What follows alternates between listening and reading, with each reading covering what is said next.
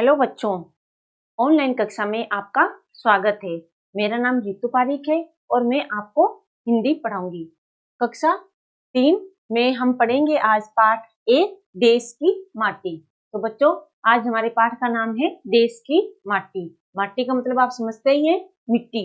माटी का मतलब होता है मिट्टी। जो हमारे देश की मिट्टी है, हमारे भारत की जो मिट्टी है वो क्या है? वो एक पावन मिट्टी है। उसकी मिट्टी में हमारे जो बलिदान देश की जो मिट्टी है उसके जल में, हवा में और इसके फलों का वर्णन किया गया है। इसमें कवि ने प्रार्थना करी है कि हमारे जो देश के घर हैं, घाट है, वन है और रास्ते हैं, वो सब और जो भाई बहन है वो सब निर्मल और स्वच्छ बने।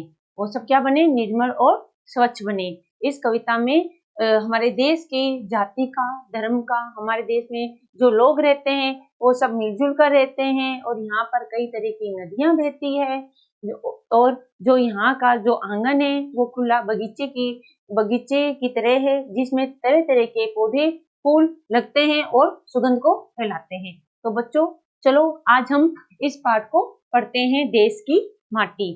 तो देखिए, देश की माटी, देश का जल, हवा देश की, देश के फल, सरस बने प्रभु सरस बने। मतलब देश की माटी। तो माटी का मतलब क्या होता है बच्चों? मिट्टी।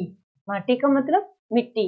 जो हमारे देश की मिट्टी है, हमारे देश का जल है और हमारे देश की जो हवा है और फल है वो सरस बने, मतलब कि रसीले बने, मीठे बने, प्रभु मीठे बने। इसमें कवि कह रहा है, कवि किससे कह रहा है? कवि प्रभु से कह रहा है, भगवान से कह रहा है कि हे प्रभु, हमारे देश की मिट्टी, हमारे देश का जल, हमारे देश की हवा और फल, ये सब सरस बने, मतलब मीठे बने और मन मोहक बने।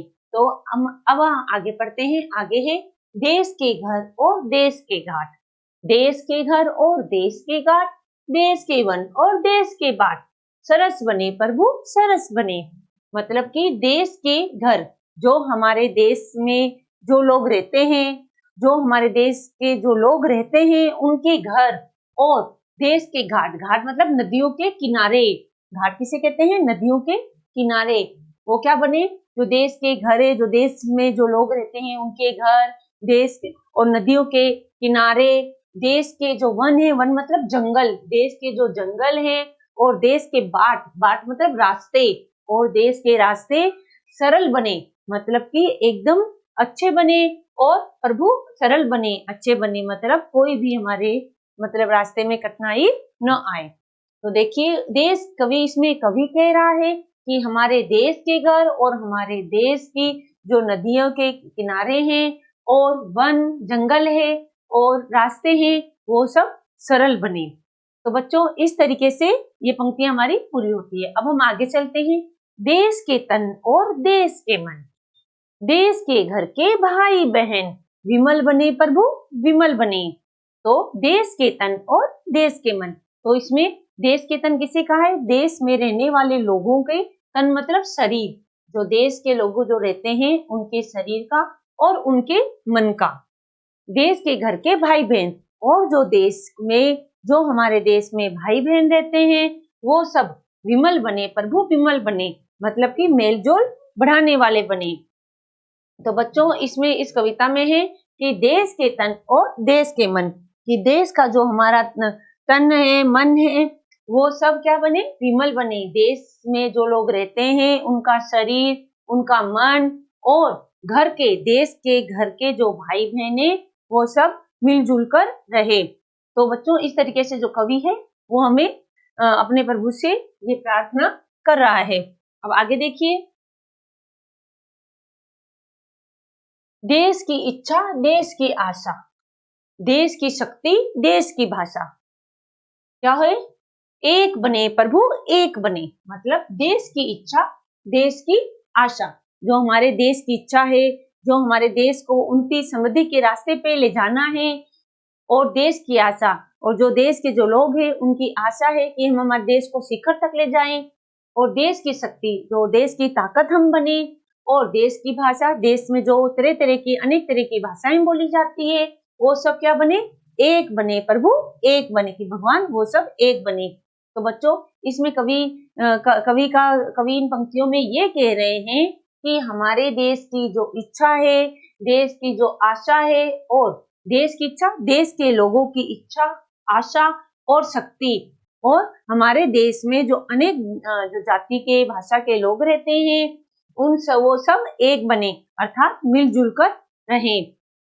देश की माटी देश का जल, हवा देश की देश का फल, सरस बने प्रभु सरस बने। तो वही शुरू में पंक्ति में जो कवि ने कहा था, ये हमारी अंतिम पंक्तियों में कवि कह रहे हैं कि जो देश की माटी है, देश की मिट्टी है, और देश का जो जल है, हवा देश की, और जो देश के फल है, वो सब सरस बने, रसदार बने और मोहक बने। तो बच्चों इस तरीके से जो हमारी कविता है रविंद्रनाथ टैगोर की, ये पूरी होती है। तो इसके रचयिता कौन थे? रविंद्रनाथ टैगोर। इसके कवि कौन थे बच्चों? रविंद्रनाथ टैगोर। इन्होंने इस कविता को लिखा और ये बताया कि जो हमारा देश है, हमारे देश में शुद्ध हवा, इच्छा, आशा, शक्ति और भाषा का देश है, जिसमें अनेक धर्मों के लोग रहते हैं, परंतु उन सब में एकता पाई जाती है। अब हम आगे चलते हैं बच्चों, शब्दार्थ की तरफ चलते हैं। तो देखिए पहला शब्दार्थ, पहला है प्रभु। प्रभु का मतलब होता है ईश्वर। प्रभु का मतलब क्या होता है? ईश्वर। वन जंगल, वन का मतलब जंगल। सरस रसीला, सरस का मतलब क्या होता है बच्चों? रसीला। देखिए या मोहक, उसको हम रसीला भी कहते हैं और मोहक भी कहते हैं। घाट, तट के आसपास का सीढ़ीदार स्थान। आप नदी के किनारे जाते हो तो आपने देखा होगा कि वहां पर थोड़ी छोटी छोटी सीढ़ियां बनी हुई होती है। जिस तरह जैसे आप गंगा गए हो, हरिद्वार गए होंगे, तो हरिद्वार में गंगा के पास में सीढ़ीदार स्थान होता है। बाट, रास्ता। बाट का मतलब होता है रास्ता। आशा, उम्मीद। आशा का मतलब उम्मीद। विमल, निर्मल या स्वच्छ। विमल का मतलब होता है निर्मल बने और स्वच्छ बने। तो बच्चों एक बार हम फिर शब्दार्थ को दोहरा लेते हैं कि प्रभु, प्रभु का मतलब ईश्वर। प्रभु का मतलब क्या होता है? ईश्वर। वन जंगल, वन जंगल। सरस रसीला, सरस रसीला। मोहक, मोहक भी होता है। घाट, तट के आसपास का सीढ़ीदार स्थान। बाट, रास्ता। बाट का मतलब क्या होता है बच्चों? रास्ता। आशा, उम्मीद। आशा का मतलब उम्मीद। विमल, विमल का मतलब निर्मल या स्वच्छ। तो बच्चों इस तरीके से जो हमारे शब्दार्थ हैं वो पूरे होते हैं। तो आशा है आपको ये पाठ अच्छी तरह से याद हो गया हो। आप इस पाठ को अच्छी तरह से याद कीजिएगा और साथ में अपनी अभ्यास पुस्तिका में इन क्वेश्चन आंसर को अच्छी तरीके से लिखिएगा।